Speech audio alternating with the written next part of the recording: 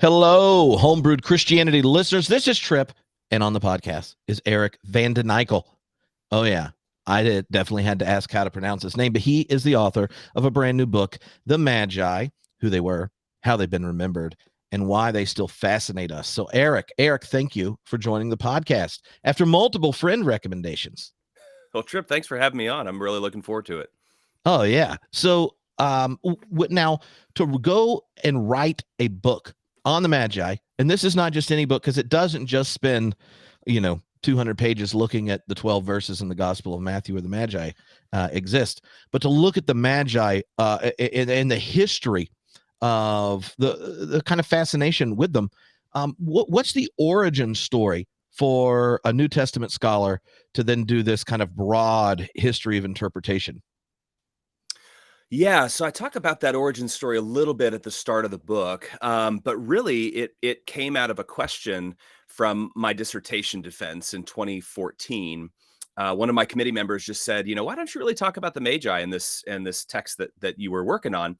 And I just kind of I waffled a little bit and said, oh, they didn't really do anything for my argument and whatever, but and they really didn't, but that question sort of planted in my brain a little bit. And the next week I started just looking at biblical commentaries, and I started doing a bit of library research for let's see maybe what the Magi in Matthew kind of are doing there. And around the same time, I had gotten, I was approaching the end of my doctoral studies, and so I was doing that thing where I was kind of panicking about what was next. Oh yeah. And I know that nobody else probably that was probably just unique for me, right? It's it's like what's next? What's next? Well, so I had read like a blog post or something around that same time. I think it was Roland Bohr's blog post, and he talked about like after you've done your dissertation and all that, like figure out something small, something related, something like you could spin off into like a short little book or whatever, just sort of keep productive or keep momentum or whatever that was. Anyway, so I was thinking, well, maybe the Magi would be that for me. But really, the experience that I had when I was looking at these characters in the scholarly literature was just I wasn't very satisfied with the explanations that I was seeing. I thought they were all a bit flat and not all that interesting. But then that combined with what I found when I started poking around online, it's like that's a trip, right? I mean, when you're looking online at these characters, you get all sorts of like secret brotherhoods and like necromancy and Yeah. all of this kind of stuff. And I thought, well, maybe this is actually a good book to write, is sort of like, who were they in Matthew and how have they been used? Mm-hmm. Mm-hmm. Oh yeah. Love a Roland Bohr shout out. For those that don't know him, go check out when he's been on the podcast. Quite a hoot. Yeah. So when do you have your first memories of how you were introduced to the Magi growing up? Yeah, so I grew up United Methodist. I grew up just in that kind of world, a pretty centrist.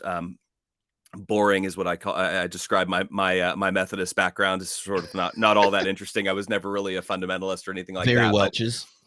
right, exactly. But no, I kind of grew up with them as familiar characters. We had a nativity on our table in our living room, and so I kind of grew up seeing them and seeing them in nativity plays and these sorts of things. One of the really cool memories, which I also talk about in this book, is I had an uncle, my uncle Stu, who he passed away a couple of years ago, but he one Christmas he brought these blue glass vases that he had made for my mother and my grandmother, and they were sandblasted and etched, and so they have these images of the Magi on them. And then the caption on my mother's, which she still has somewhere, the caption is "Wise men still seek him." And it's like, it's got the star and it's got the camels and all that. And my grandmother's was actually in Dutch because she was Dutch, and he liked to kind of play with that a little bit. But, I think in hindsight, that was one of the that was one of the moments where I kind of started thinking differently about biblical texts and sort of what those things are doing, right? Because he had taken these characters that I had just sort of said, well, yeah, they're in the nativity. They obviously came to Yeah. Bethlehem. Matthew says they did. And those vases, when I looked at that, I thought, huh, what he's doing there is taking and making them into models, right? And so like uh people who you're supposed to emulate in some way. Like, what does it mean to seek Jesus? And at the time, that was kind of a very appealing question for me. So, but yeah, I sort of I'm in that place where I grew up with the Magi, and then kind of in various stages thought differently about them. Hmm. So when you're in the classroom and introducing the Magi, but in general, the Christmas stories, Hmm. right? Though that's one of those places, and I'm sure everyone that has taught undergrad religion classes has had this, where you realize you're actually in the room of people with more expertise and familiarity with everything you are supposed to teach them than you, and it runs up with this experience where the students look at you and go, "Oh, Eric, don't you understand? The Magi rolled deep with the shepherds, right?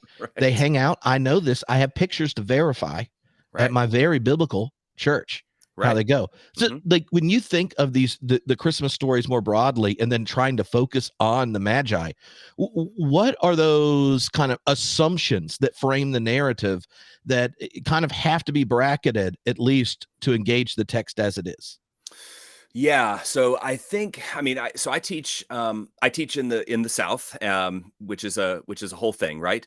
And so my students, when they are coming to the classroom, you've described them very, very well. Many of them do assume a certain level of not only familiarity but expertise in these texts. Now that's actually different. The claim of expertise is different from actually having read any of these texts, because I Well, think a lot of folks, even folks who are, alternative expertise. well, right. Oh, that's a good, yeah. No, but I think a lot of folks who are sort of in that world, and who are ingesting these biblical stories, I think a lot of times they in their minds they have read a lot more than they actually have. And so if I ask my students to tell me about, like, the story of Jesus's birth in Matthew and the story of Jesus's birth in Luke, um they're sort of unaware that these are two different stories. So when I'm in New Testament class, one of the assignments that I give them really, really early is to essentially uh, put these two stories in columns, and to highlight the differences, the very, very real differences, right? And then also to kind of look for the things that they expect to find or that they thought were there that aren't. And so, one of the greatest example of this is in Luke. Everyone when they're reading Luke assumes that Jesus is born, in a stable, and there's no stable in Luke. I mean, there just isn't. There's a manger, but there's no Yeah. stable. Have you Um, considered Charlie Brown? I've heard I've heard he started to be recognized more and more. Yeah. Um, Yeah. as an authoritative source. Um, no, but I mean, another character in Luke who just isn't there is the innkeeper, right? I mean, there's this kind of, the innkeeper who turns away Mary and Joseph. Well, I mean, that character doesn't actually appear. Your mind kind of fills that in. And so, but anyway, yeah, like looking at these stories and sort of forcing them to come to grips with the fact that they're two different stories, and what are the ways that people have harmonized them, like your nativity, right, that has the shepherds on one side and the wise men on the other. um that story doesn't exist, at least not in a single kind of form. But that's extremely unsettling, and I think, I mean, every semester is kind of different depending on um yeah, depending on the group. And also I find that the spring semester is a little harder, because they're just coming off of Christmas. They just got to refresh. Right. And they say, well, no, I saw the Christmas play at my church, and so I already know this, so I don't have to do the reading. My brother was a magi, and my Yeah, right. sister was an angel, and Yeah. she was next to the shepherds, and they were in the same place, and then they sang "Hark the Herald Angels Sing." Eric, do Yeah. you know that song? I bet you're going to tell me "Hark the Herald Angels Sing" isn't in the Bible either. Now, you know what? I'm not going to tell you that, but yeah, I mean, big if true, right? I mean, yeah. Yeah. Now, one of the things that people who you grow up in their relationship to scriptures primarily as a sacred text and then enter the academy Mhm. is figuring out all the different ways kind of critical scholarship learns to relate to text. And one of those ways historically in modernity has been to try to get behind the text to figure out, oh, what's the historical Jesus or the historical Magi, for Mhm. example, and that kind of thing. And I think early in your book, you kind of look at it, but also posit a different way of engaging these stories to really look at them and really take time to see how come this text has fascinated us, right? Like, unlike the story of Jesus, there's not lots of other sources and things to build on and go on. So then, like, how as a scholar would you say, look, the history question is probably not the fruitful one here, and if we just want to see what's going on in this text and recognize the way even faithful Christians have misread and then taught misreadings. Like, how do you invite us to wrestle with the text anew? Yeah. Well, obviously that question of historicity, right? Did this actually happen? That's one that a lot of people are bringing to the text, and I think particularly if they are coming from a background where they're reading these texts devotionally, right, or religiously, and then they're kind of confronting critical biblical scholarship um, where people are not really asking that question of historicity. I mean, sometimes certainly there's some scholars who are, and perhaps are even reveling in proving that certain things didn't happen. But it really is just kind of a different set of questions. So the way that I think about it is that I try to think about what's available to us for examination and what's not, right? And so the stories about Jesus's birth, I am one of those one of the many who believes that Jesus was a historical person. I don't think that there's any compelling evidence to suggest that he was you know created by the Romans or whoever is said to have created Jesus. It's like, if you're going to create a foil, that there's some details that probably would be different. But anyway, so I Yeah, think Jesus is one of but these Eric, people. God created everything, so obviously he gets credit for Jesus, right? Well, right. Come on. Yeah, I'm just, you know what, Trip, I'm trying to keep up here. That's I know, I know. I was trying to guess that was my question the undergrad asked back. They get distracted by the word created. And you're like, well, didn't God make everything? it's so funny. I remember, uh if I can just kind of go on a tangent here before I I come support back to tangents. Bethlehem. God created tangents too. I don't know if you realize that. Yeah, yeah. Well, like maybe an escape all the way down to Egypt and back. You never know. Yeah. Hey, so let's go to Egypt for a second. And by Egypt, I mean one of my first undergraduate classrooms. Um, and I remember sitting in a New Testament class, and I remember our professor was talking through the letters of Paul, and he said something that at the time very much unsettled me. Um, he said, scholars don't actually think that Paul wrote all of these letters. He thinks that, scholars think that Paul wrote, these letters definitely, these letters maybe, and then these letters absolutely not at all. Like, and Yeah, then the absolutely not at all being First, Second Timothy, and Titus. yeah. And The ones with the most cringe. yeah, they're super cringy ones. And this is also very convenient, right? It's like, oh, Paul definitely didn't write those. Well, they're still in the Bible, so we kind of have to, you kind of have to still deal with them. But anyway, I remember opening up my Bible, and I opened up my Bible to First Timothy, which begins with Paul, an apostle or whatever, however he starts it. But First Timothy claims to be written by Paul, and I remember leaning over to the person sitting next to me and pointing at that and being like, "Gotcha, right? Hey, this Boom. this guy, yeah, boom. This guy says Paul didn't write First Timothy, and here it is right here. Author says that he's Paul, and I remember asking the professor after class, And if he is listening, then he is going to, maybe he'll remember this. And I think he had a similar story. But I remember asking him after class, have you ever noticed that, First Timothy claims to have been written by Paul? So, and I kind of just, and he looked at me and he says, well, if I was going to write a convincing forgery, I suppose that's how I would start it as well. And I just laughed, like, and I of course left with that sort of like Homer Simpson attitude of like everyone is stupid but me. And anyway, so that was sort of that it's that kind of circular logic though, right? Like, well, it claims to be written by Paul, so who are you to say otherwise? Well, okay. Anyway, so the the question of historicity, right? Like, I don't doubt that Jesus was a historical person who was born. If he was a human, that he was born, he had a mother and all of these sorts of things. But what can we know about his birth? I mean, in terms of the actual like hard evidence, there's nothing, right? There's as much evidence for Jesus's birth in terms of the material evidence. There's as much evidence for that as there is for mine and there is for yours, right? So we know that he was born, but what are the details? Well, we're not sure.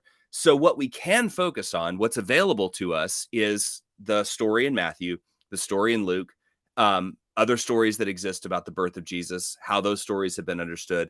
And we can analyze those to say, not necessarily this is absolutely how it happened, but this is how these authors are telling that story. Mm-hmm.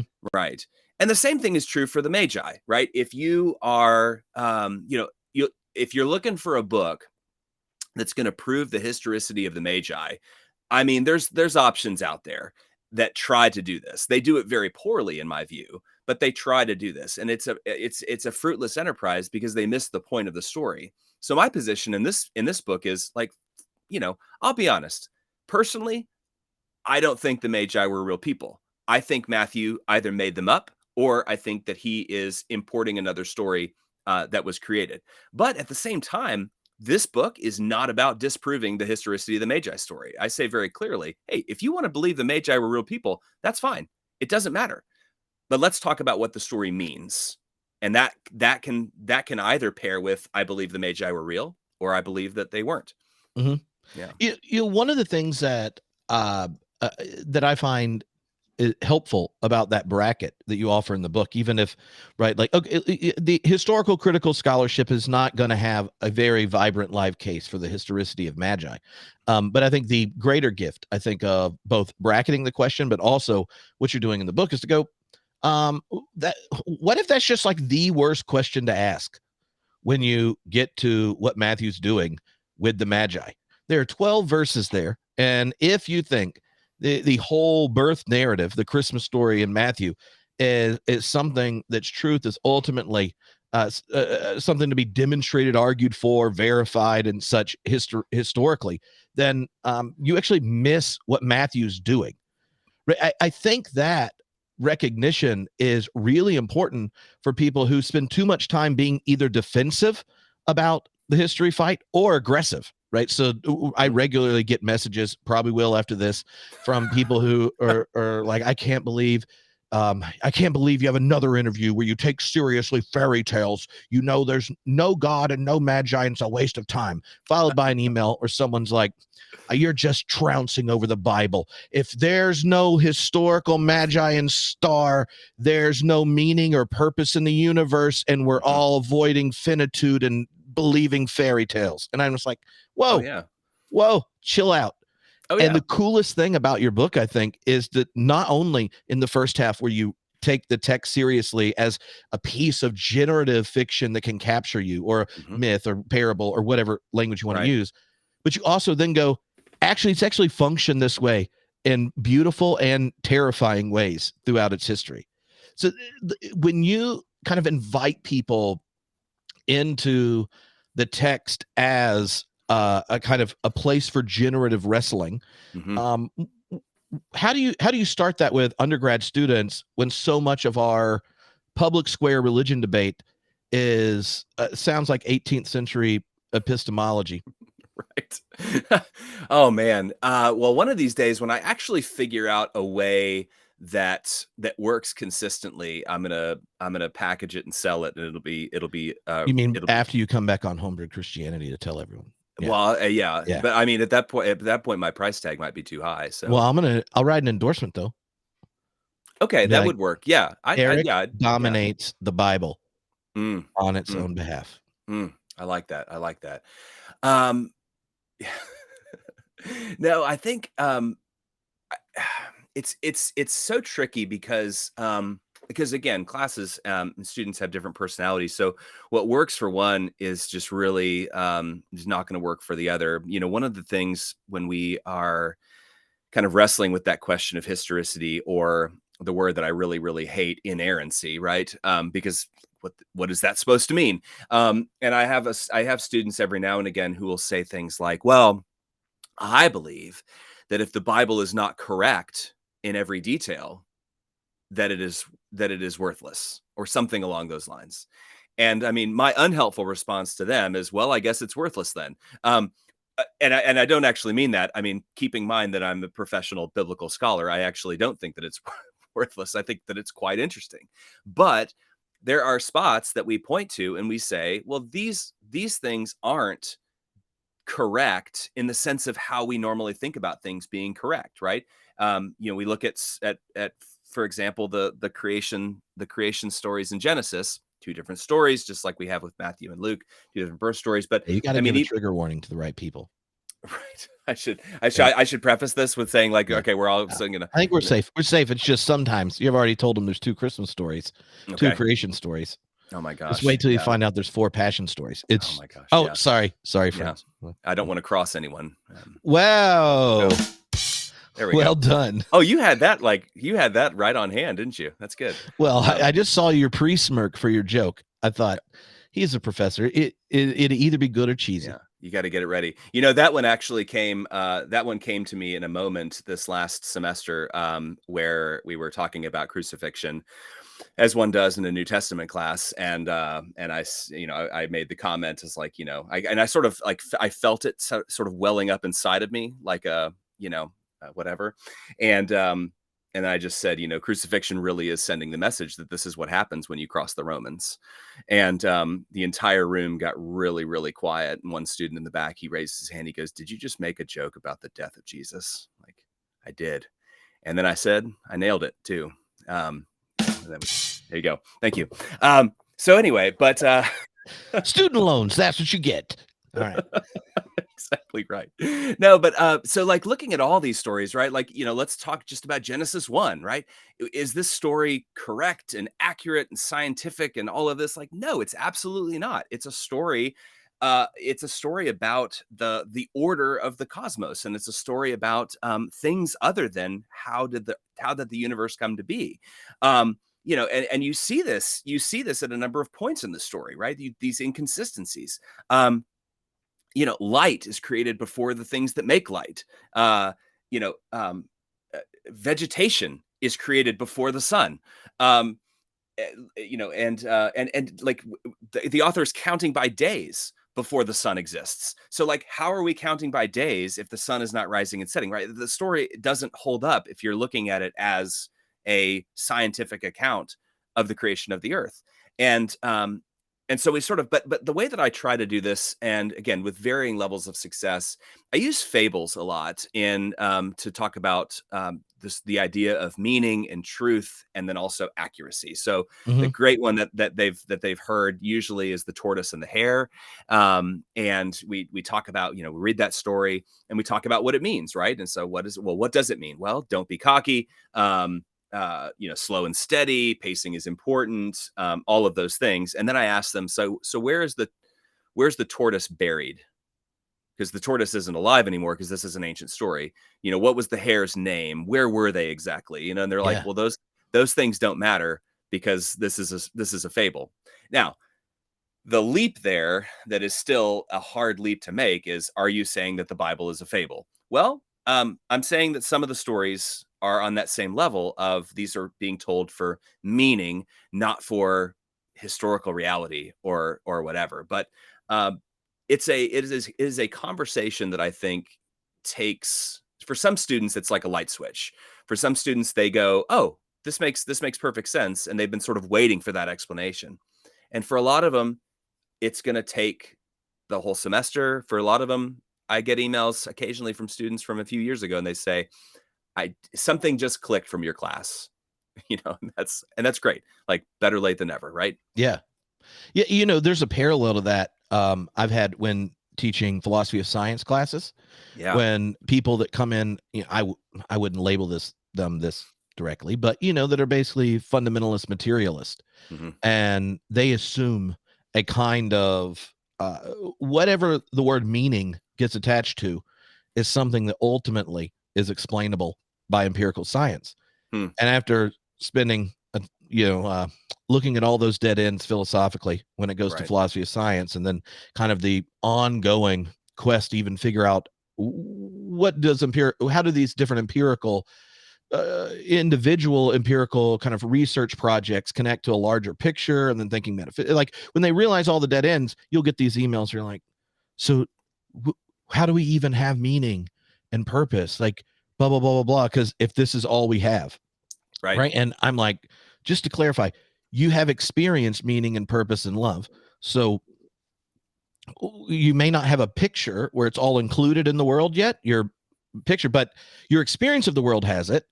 Right. And if you're telling me it's wrong to explain it away as just genetic fan fiction, even though genes, chemicals, all that stuff's a part of it, then maybe that is empirical evidence from your first person experience that an account of the world needs to be deeper, richer than you've assumed. Right. And I think the same kind, and it's fun philosophy conversations, but it's something similar, I think, to people of faith when they start to engage sacred texts in different lenses, right? Where if they're like, no, the only way I could come to grips with my guilt over the worst decision I've made and how I harmed someone, or what animated me to forgive so-and-so, or to get invested in this justice movement, or whatever their faiths animate. The only way that's true is if insert your empirical claims about history or whatnot.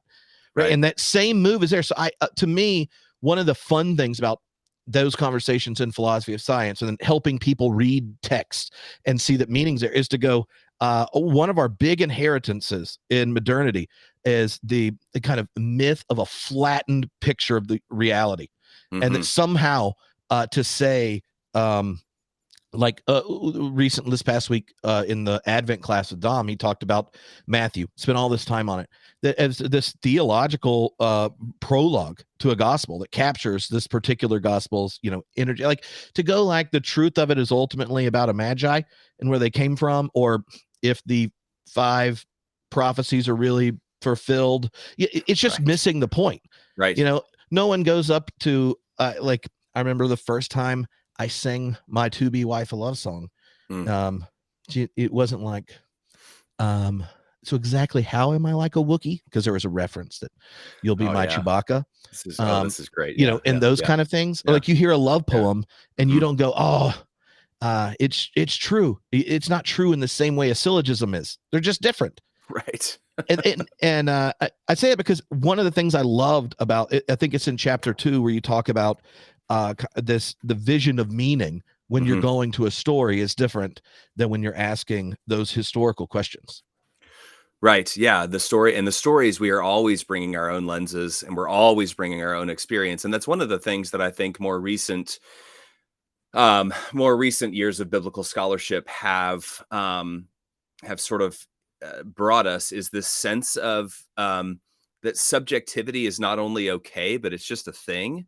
Right. And so this idea, it used to be the case. And I think that some people who still don't quite understand what biblical scholarship is, are operating under the assumption that what we're ultimately after is who's the I'm forgetting the reference now. It's old classicist who talked about how reading these ancient texts, we're supposed to read them like we would any other book and find ourselves alone in the mind of the author, or something along those lines. And it's like, this idea of pure objectivity, and that is ultimately the meaning of a text, is getting inside the mind of the author and to kind of understand everything from the author's perspective. And it's like, well, I mean, no, I think objectivity, I think it's important to be able to bracket some of our own preconceived notions, but we're always coming to the text. We're always coming to any story with our own experiences of the world. And and that's how that's how meaning is made.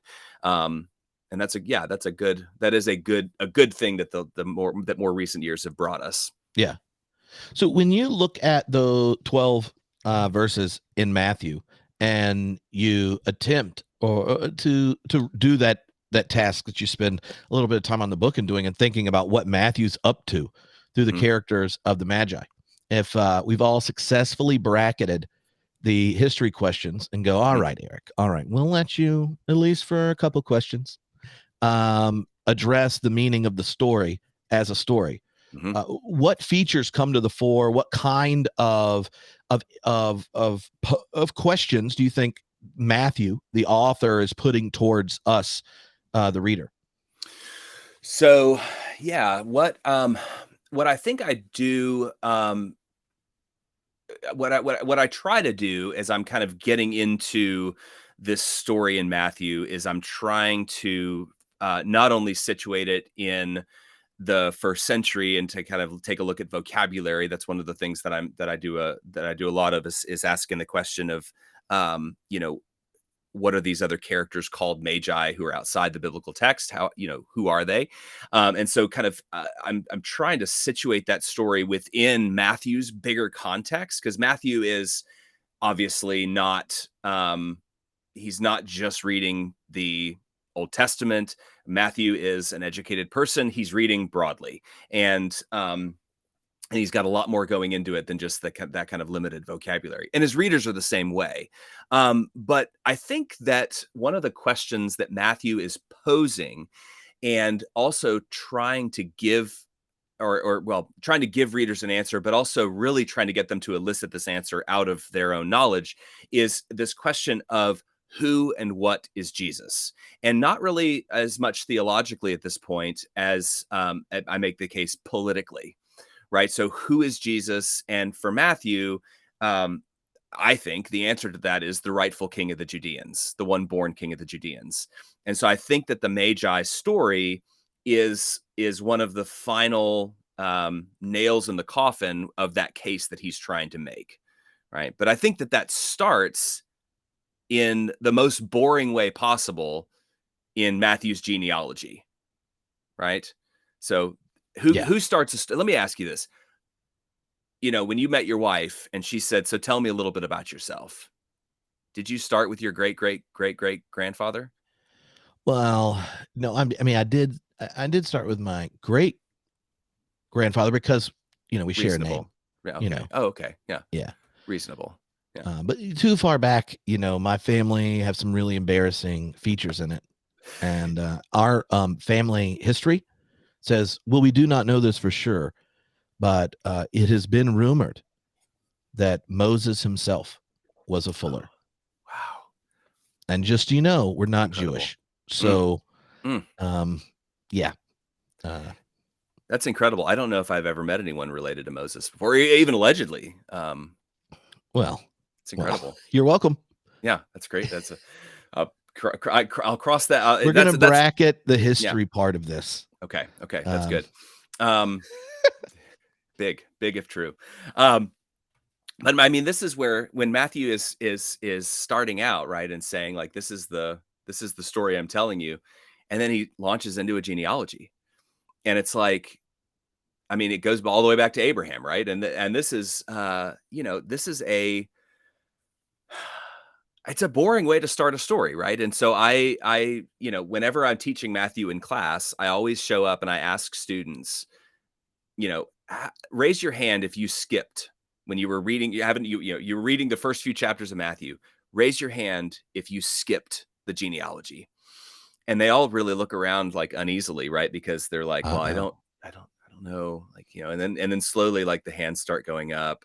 Like, I skipped it. So why did you skip it? And like, well, it's just a big list of names, right? It is a big list of names. And so I always tell them, like, I don't blame you actually for skipping that, in the same way that people skip reading block quotations, right? Nobody reads them. So just kind of skims over. I assume this is good. But this is where Matthew is, I think, starting to make that case for that identity of Jesus.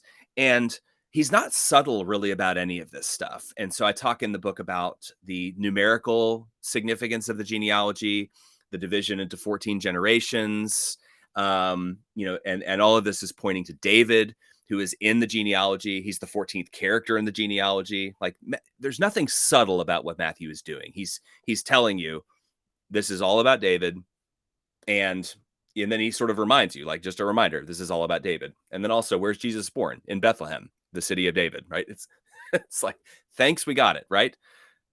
Yeah. So not a very subtle author, but I think that the Magi story is kind of in that same level of not being terribly subtle, at least for the first century reader. I think they're looking at that and going, oh yeah, this is sort of part of that.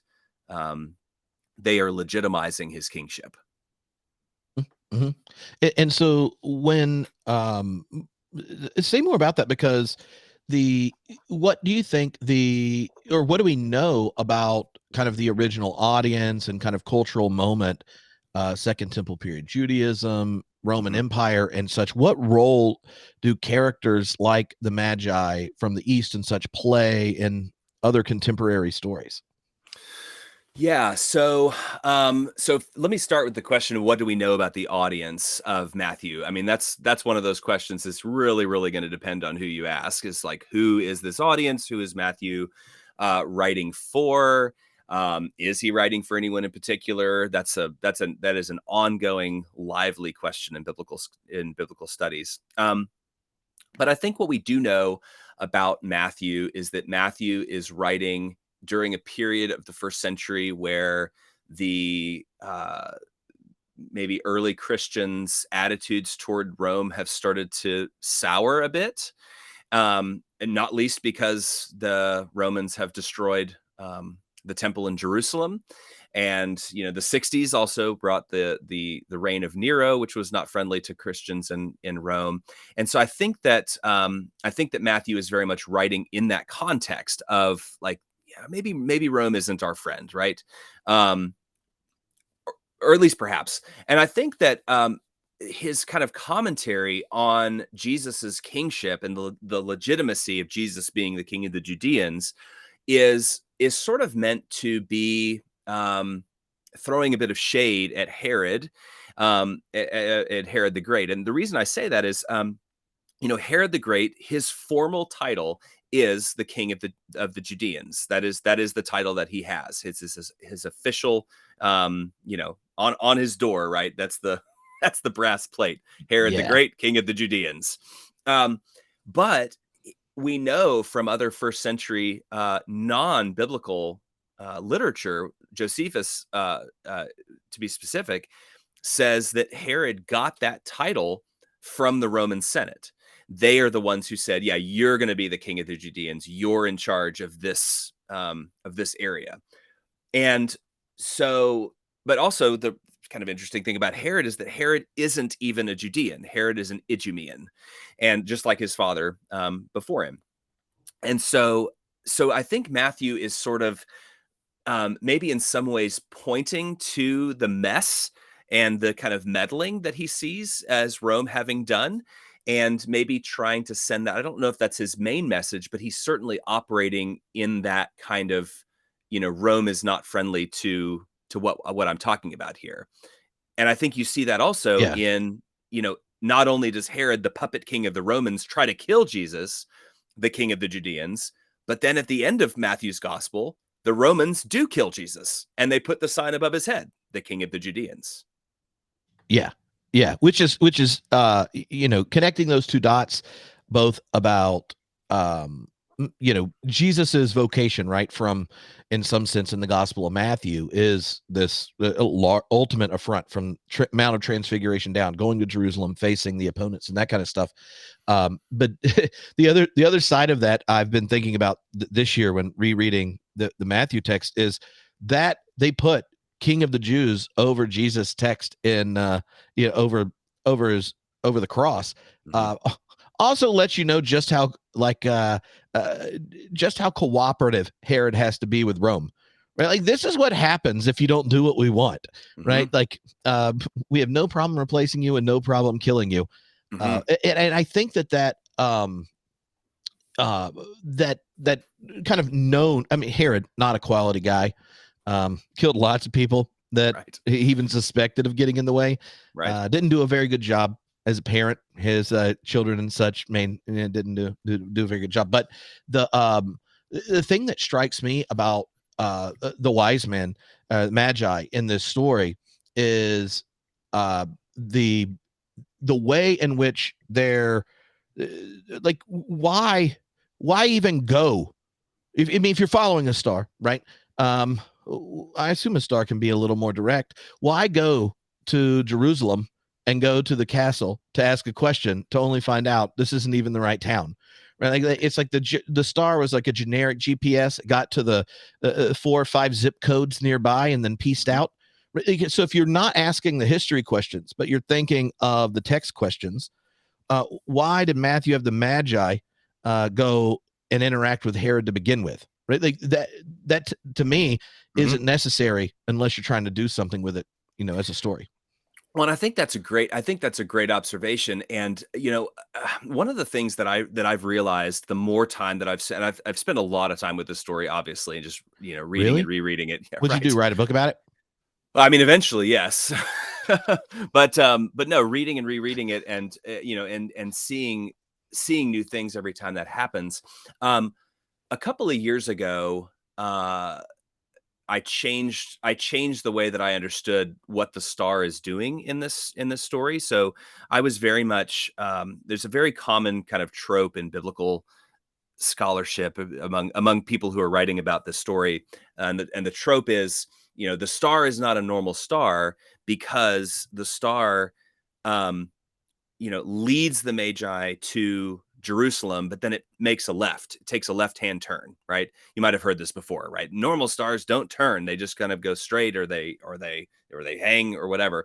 But this star seems very unusual because it leads them from the east to Jerusalem, and then Bethlehem is south of Jerusalem, and so then it leads them sort of whatever. But what I finally realized when I was reading the story once was, um, in the first part of the story, the star does not lead the Magi to Jerusalem. The star sends the Magi to Jerusalem. And the difference being, when we think about the star in the traditional kind of way of thinking about the Christmas story, is we think about this almost like a homing beacon, right? Like, just kind of they are like trying to catch up with it, and whatever. And in later stories, it certainly does become that.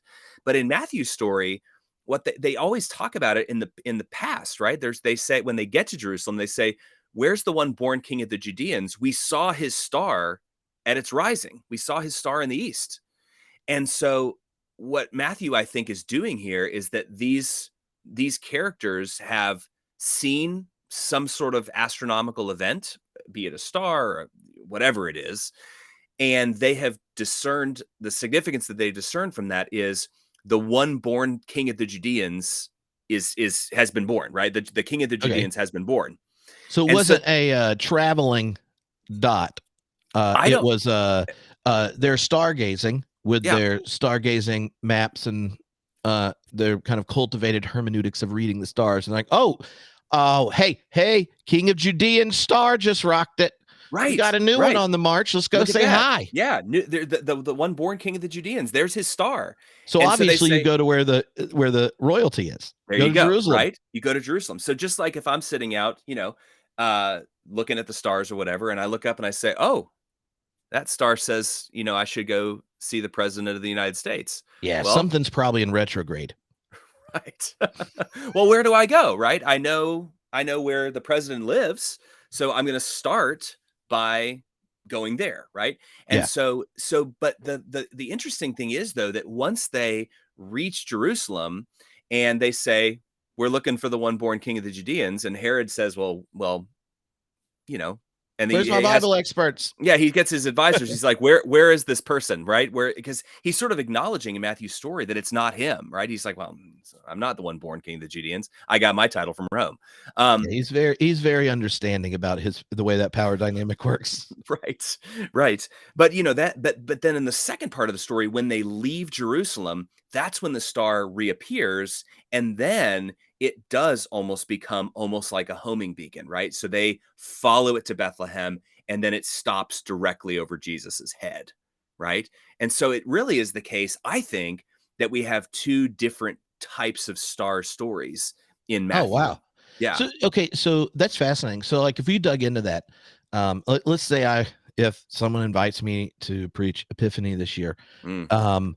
uh, how fascinating is it that you go to the imperial cooperative fake king of Judea, and you ask like who's born king? He's obviously ready to kill somebody, needs to know where it is, so he has to go check the text, and the texts actually point to somewhere else, right? So Right. that though, like in order to find the true king, you aren't going to Rome and you aren't going to Jerusalem, and you're going to have to check the text of the oppressed people who had hope of attending elsewhere, right? The town of the Right. youngest son.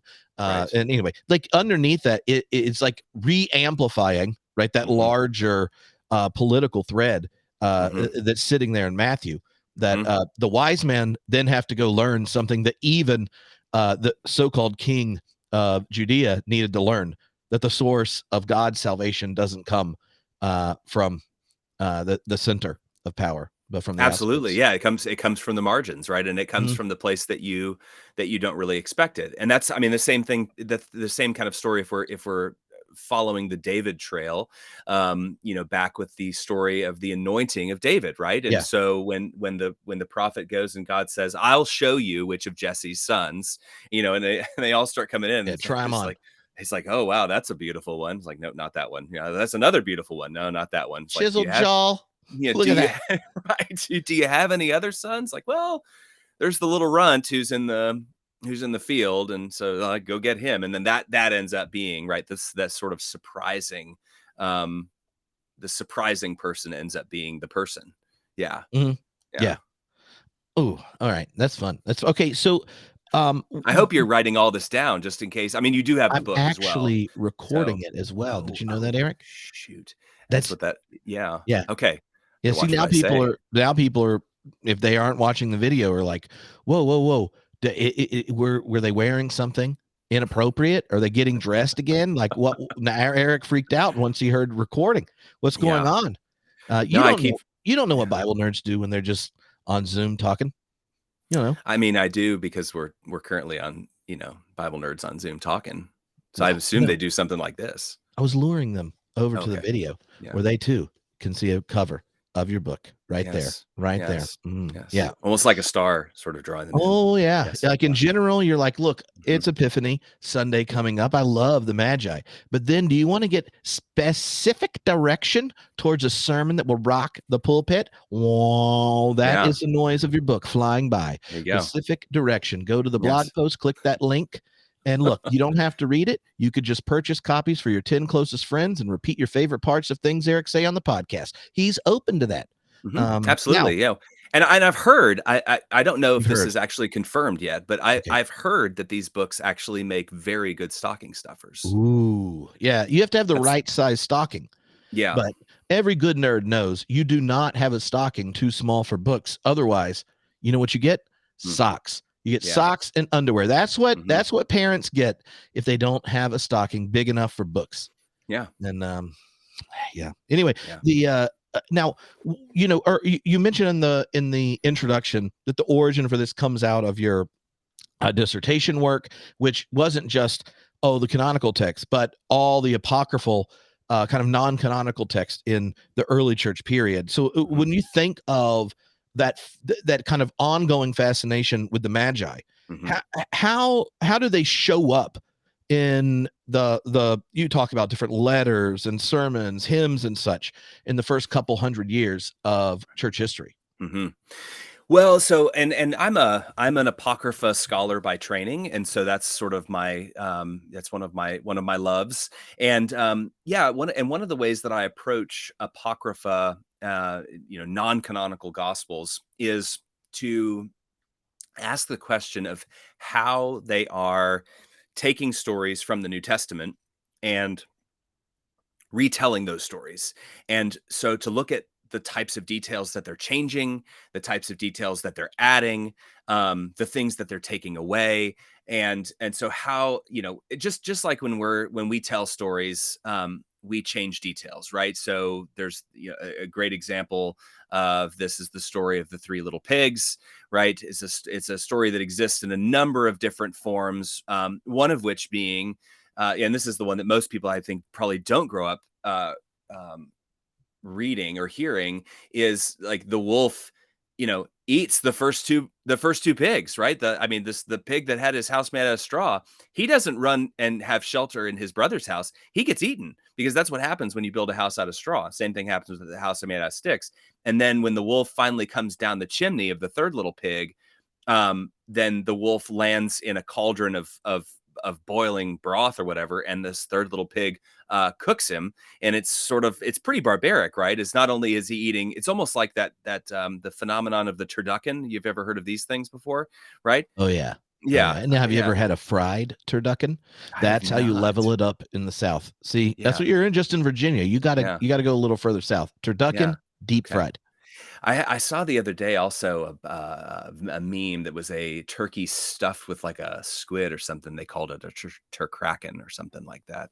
Really, just a very rare delicacy. But anyway, Yeah. but that's, a wolf though who has eaten two pigs, who is then being cooked into a soup. I mean, I don't know what that soup tastes like. Do I want to know? Not really.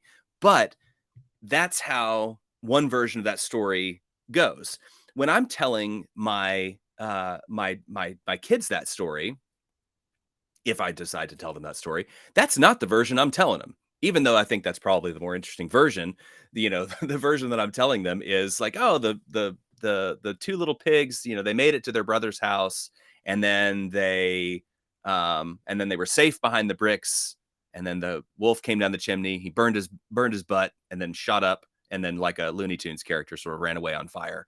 Like that's the story I'm telling them, because I don't like telling those stories where people like are or pigs are dying, and or like when you've got a like the older brother who is eating the creature that ate his two other brothers. Like that's Yeah. a pretty dark story, right? Anyway, so so this is how apocrypha works though, right? Is that you have these authors who, let's tell the story of the Magi, but let's change some details here and there. And so you have an early example of this is the text that I wrote my dissertation on, the Proto-Gospel of James, where the author changes, one of the big details that he changes is the brightness of the star, right? The Magi say, we saw this star and it was so bright, and all the other stars were dimmed. It was so bright. Well, why does the author change that story? Well, probably, if you imagine somebody sitting there reading Matthew to their kids, is that happening? No, but let's just imagine that it is.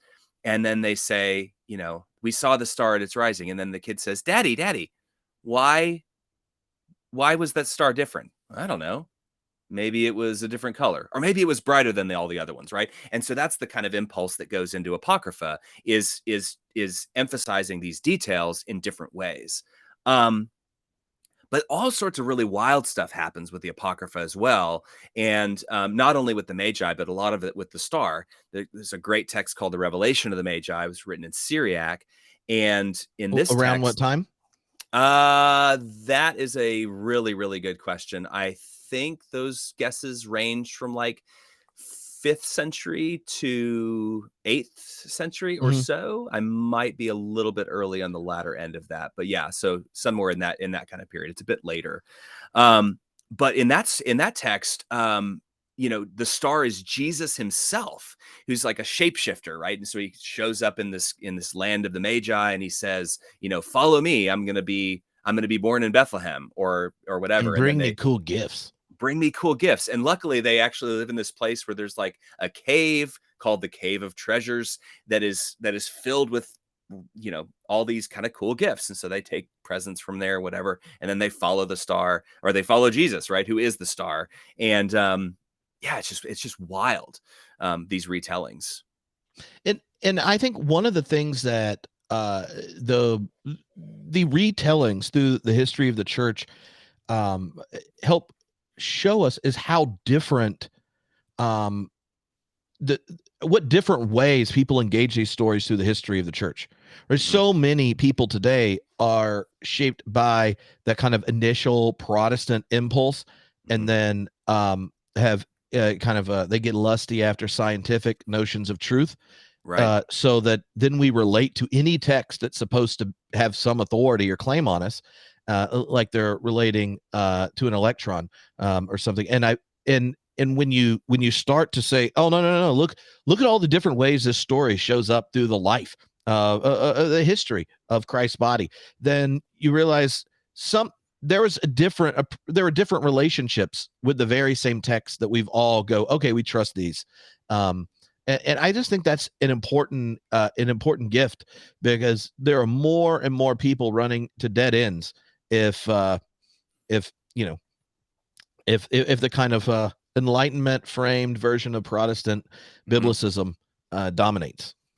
That's absolutely right. And I think, I will, it is like you say, it's a gift when you go and you read these texts and you look at what they're doing. And I think, apocryphal texts, if you're dealing with somebody who's, let's say, a biblicist, apocryphal texts can be dismissed pretty easily, because a biblicist will just say, well, that's not in the Bible, so I don't really care.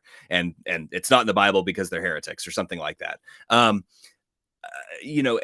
obviously that's not my view. I think that these are very, very helpful windows into early Christianity, and to see how early Christians are dealing with text and relating to text. But one of the things that you see when you immerse yourself in this ancient literature is that you see just how absent that sort of biblicism is, right? All these details must be, true and accurate, and it's a static text and all of that. I mean, you just don't find that. You don't find that in Apocrypha. You don't find that in patristics. These earliest interpreters of the Gospels, they are playfully creative with what they find there, and they don't have that same kind of concern that many modern Christians do. Yeah. Yeah. And one of the other, I guess, ways the text is playful is also in relationship to other texts that are running around. Right.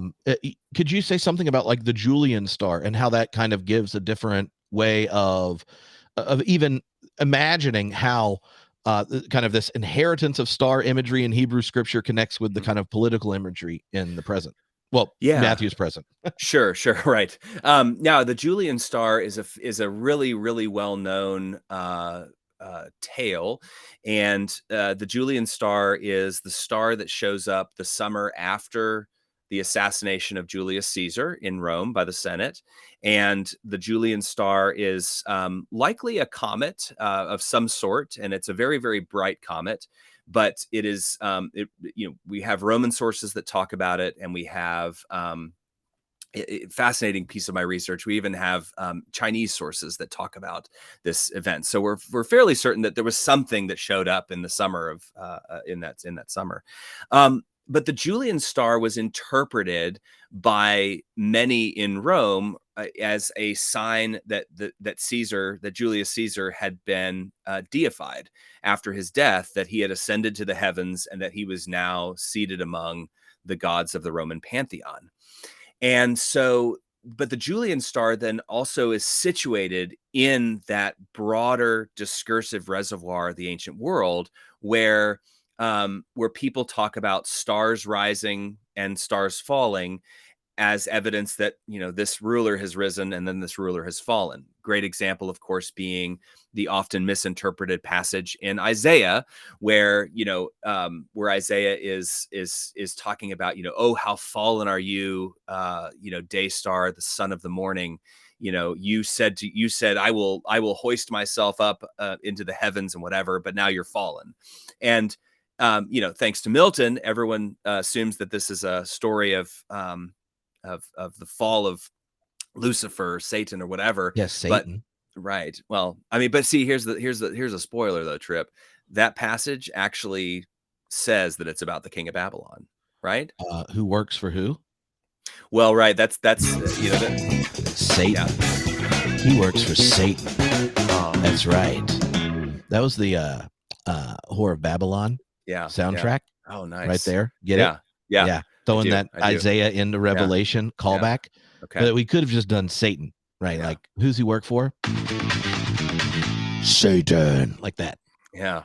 Those are my buttons. And you really appreciated the first one, so now there's a high likelihood I might push them.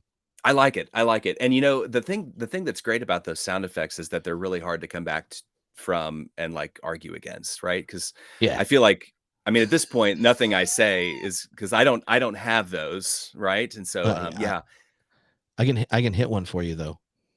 So well, maybe you can choose one, but no, I think that's I did once hear somebody say something like that when I was talking about the take up this taunt against the king of Babylon, right? And it's like, well, so he's talking to the king of Babylon, and then I think it was a student who was like, well, who's the real king of Babylon?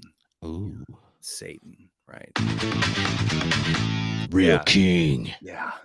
And so and like, well, how do you like, so that's a sort of nonsense, right? Though it's a nonsense. How do you respond to nonsense? I just said, well, it's like, okay. But I mean, at its face value, this is a text that is talking about the king of Babylon, right? Right. And so, but anyway, no, but I think that the Julian star, or the Star of Caesar, whatever you want to call it, is very much in that same kind of orbit of, you've got all these stories in the Hebrew Bible about stars rising and falling. There's one in Numbers that's associated with the prophet Balaam, who's most famous for his talking donkey. But there's also, you see it in Roman literature about this star. You see it in, in Revelation, and you see it also in Matthew. The new star on the horizon means whoever is currently in power isn't going to be anymore. Yeah. So. Yeah. I just think it's one of those, like, when you put the star in Matthew's narrative in its historical context, then these seeming, I see what y'all are doing. Is you trying to make this political? Then the more and more these layers show up, you go, oh no, this is actually how you talk about these things in this historical moment. Right. And Yeah. And yeah. Go ahead. No, this is a complete change of direction, but I had never read the Armenian Gospel of the Infancy, and that's high quality material. And if you were thinking through the story of like retelling the stories to kids and where this one comes from, I'm guessing 7-year-old, 6-year-old boy who wants to have battles all the time because you get the Magi level up here. Yeah. And when you started out by saying I had never read the Armenian Gospel of the Infancy before, you were sad? Well, no, I was going to say you might be surprised at how often I hear that.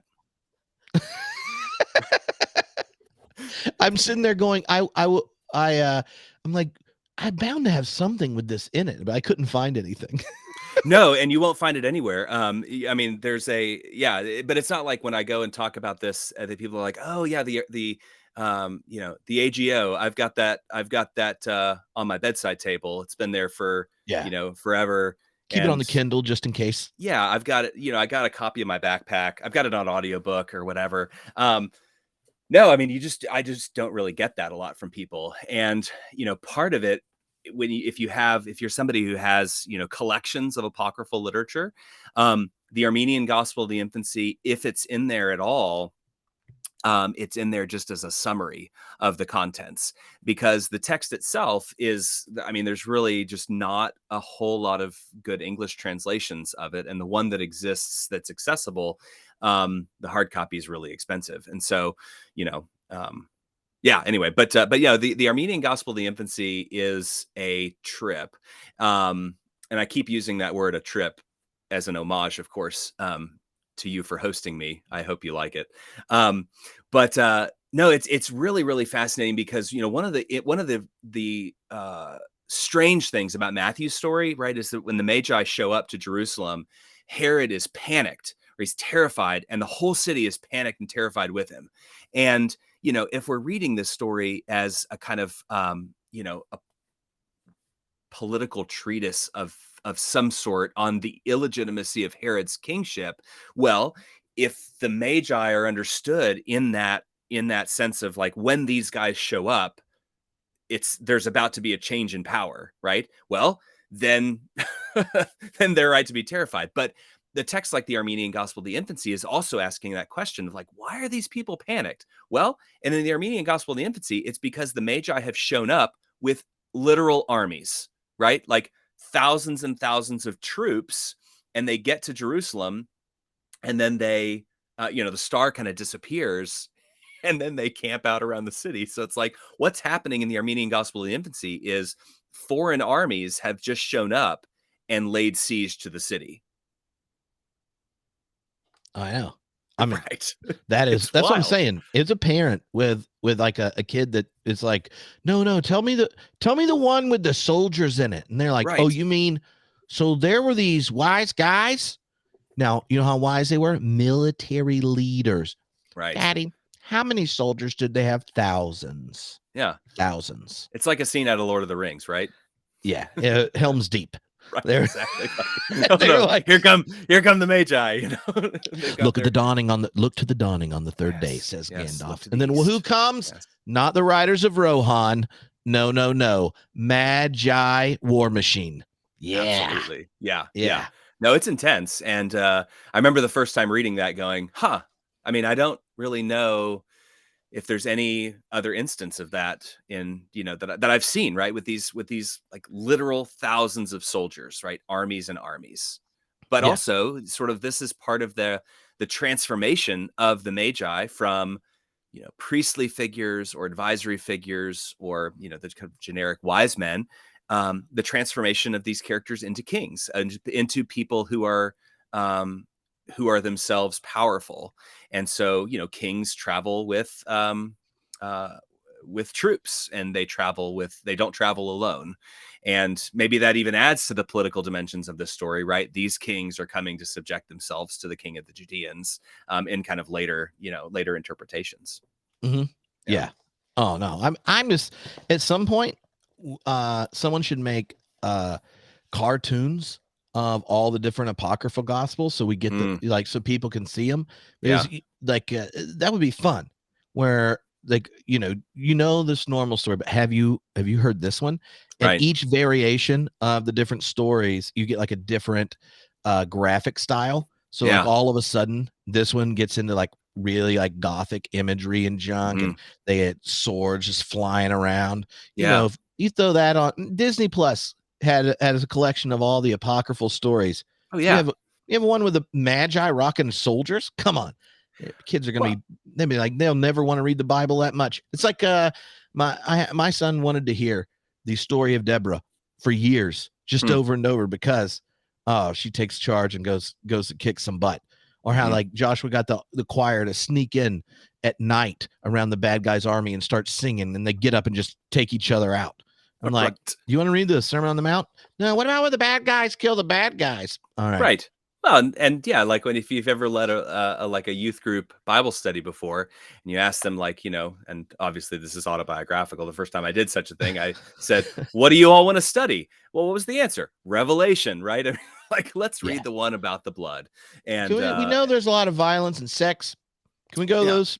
Yeah, let's do that. Now, as you're talking about this, I mean, this is I know we're recording, but this is a really valuable idea that I don't think you should give away quite as easily as you are right now, right? Well, because I mean, you think about something about the revelation of the Magi, right? Where the Magi are coming from this mystical land, and then they have you remember when I talked about the food that they're eating along the way, and the star, the light of the star is multiplying the food. And then when they get back to the land and all the people are like, tell us about what you saw. And they're like, why don't you have some of this food? And then the people eat the food and they start seeing visions. Yeah. And so you have all the psychedelic magi. Yeah. I mean, this is basically a story about hallucinogenics. And so, I mean, it's not the only thing it's about, but it's certainly a subplot. And so, having like, But for cable, you could make it a central theme. I'm thinking, yeah, like Leaving Las Vegas or whatever that, that really trippy, that's the kind of, yeah. No, let's I'll have my people get in touch with your people. Yeah. Like by the time the editors get done, it's like the Magi in Hot Tub Time Machine 3. And so no, this is a key change just because I want to talk about the patristic things. And there is a passage where and you do this throughout the book where you tell us your questions, and I think it's really helpful for people to hear the kind of questions someone's surveying, all the different ways the Magi show up in the different kind of early church thinkers. So you ask, one of the most important things we can learn from this body of literature is how patristic authors were reading and interpreting texts like Matthew. What details stood out to them?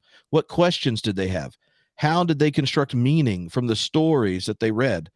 These are the sorts of questions that were asked of the apocryphal texts, but unlike those texts whose narrative retellings of the Magi are often not explicit of what they were trying to do, the patristic authors generally write with the goal of conveying their thoughts to readers in a more direct way. So when you start to think of those questions, they're different than, say, the ones I use when I teach historical theology, of looking at the patristics. And I don't think any of the things you talk about I've ever mentioned when introducing early church fathers. It's always like the stuff that led up to councils, right? That kind of thing. Right. Yeah. Well, and a funny thing. So my oldest daughter is currently reading this book, which is kind of fun. She's 11, which is fun, but she's just started the chapter on the patristics, and she asked me the other day when we were in the car about the parasitic authors. And I know, and I was like, and that's an autocorrect that's happened on my phone a couple times, because normal people, don't text that. Well, I was going to say they do, right? I mean, this is something that normal people talk about as patristic authors in their text messages. But apparently, I don't talk enough about patristic authors in my text messages because my phone was like, "Do you mean parasitic authors?" Like, well, some of them perhaps. My autocorrect changes pretend to prehend, which just means that you wrote about Alfred North Whitehead because he made the word up. Yeah. And wow, that's wild. Yeah. The algorithms that really govern our lives and are now like becoming part of our consciousnesses, they're just fascinating things. It makes you real optimistic. Yeah, it does. It does. Welcome to the future, I guess. But no, I think, I with patristic authors, I do think when I think about the difference between apocrypha and patristic authors, there's certainly some patristic texts, even the ones discussed in this book, that are anonymous. And so a lot of people say, like, one of the things that characterizes apocryphal texts is that they are pseudonymous, often written under the name of somebody who didn't actually write the text, right? So like the Proto-Gospel of James claims to be written by the older half or step sibling of Jesus, where in fact it was written by an anonymous person who really wanted people to take him seriously, and so he put that name on there. But patristic texts sometimes are also anonymous as well. But I think about them as texts with thesis statements, if that makes sense. So like, John Chrysostom isn't like, I want to inspire the imagination of my readers and get them to come to their own conclusions about these texts. Like, no, that's not Chrysostom's goal. Chrysostom's goal is like, I'm going to tell you what to think. Maybe not in all places, but in the text that I'm looking at, he's like, no, I mean, he is a saint, Eric. He's a saint. He's got, it's his first name. Saint John Chrysostom. Yeah, that's true. That's true. It's another one of those like nonsense claims. I can't really argue with that. And Chrysostom actually is a fun little story. There's a nickname that was given to him posthumously, so he would have never introduced himself as Saint John Chrysostom. Maybe Saint John, right? But definitely not Chrysostom. The Golden Mouthed is his name. Ooh, so yeah, I know. Golden Mouthed. I know. It's like a James Bond movie, right? Psychedelics. So watch out. You've already brought up the mushrooms with the Magi.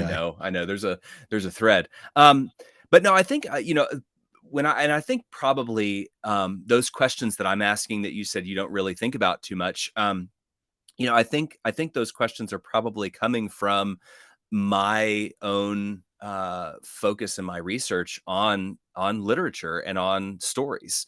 And so, I am kind of in that chapter working with the way that these authors are reimagining Matthew's story, or reimagining whatever version of the story that they have access to.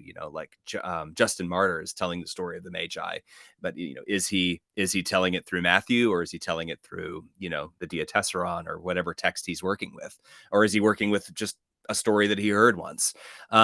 But yeah, the different ways that they think about these characters and their significance for Matthew, and the patristic authors often frame the Magi as in need of some sort of conversion, or in need of some sort of like spiritual liberation. And so they are either like sorcerer figures who are, shackled to the forces of evil, or they're just stupid Gentiles Yeah. who don't really know what they need. They're just following the star. They end up being, better for it in the end. But that's the patristic authors sort of use that story as a way of talking about the need for conversion. And do you think there's a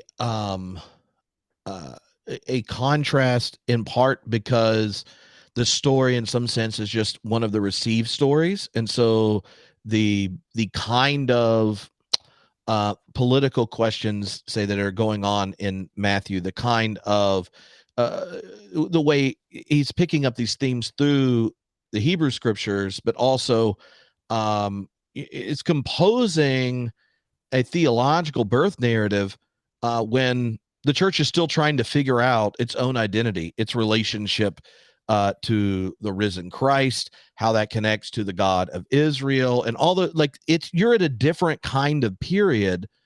And I wonder what parts of those live questions, say, in when Matthew came into being, have been kind of set aside, and what are the different questions at the center of the early church that this text in particular becomes a place to ask them.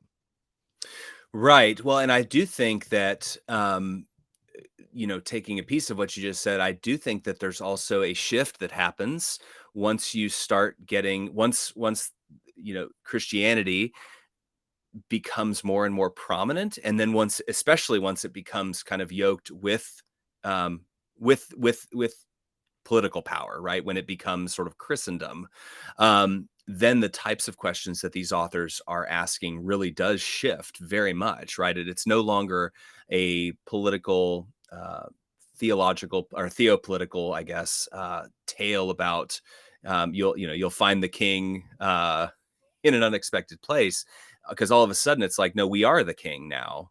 Yeah. And that introduces a whole different dynamic, I think. Yeah. Do you see the kind of theological questions that the patristics, if you think of and why I mentioned teaching the historical theology class, right? The elements of the patristics are so that you pull out are kind of to show the way the Christological controversies develop, and then you're reading it and say, how does that logic connect with contemporary philosophy at the time, and how does that ultimately set up for thinking about the Trinity and the next set of councils and such? Do the birth narratives, what kind of role do they play in the church's kind of ongoing reflection about how God and Jesus are related? Well, in the, I think in patristic, in the patristic era, I think that one of the things that you have is an interpretation of the Magi story as, um, how do I say this? An interpretation of the Magi story as signaling Jesus's divinity, right? So, and I think, one of the big things that contributes to that is that what the word that Matthew uses, where they say, when they come to Jerusalem, they say, "Where's the one born King of the Judeans?" We've come to proskuneo, is the Greek verb, which sometimes is translated as worship, and sometimes is translated as bow before. And so, my read of this story in Matthew is that the Magi are again, they're there to legitimize and put their stamp on the legitimacy of Jesus's kingship. And so when they are asking, where is this one born king of the Judeans, they're not looking for a they're not looking for God in human form in Matthew, at least not according to my reading. They are looking for a king. They're bringing the king expensive gifts, and they want to bow before the king, which is what you do when you pay tribute to a new king.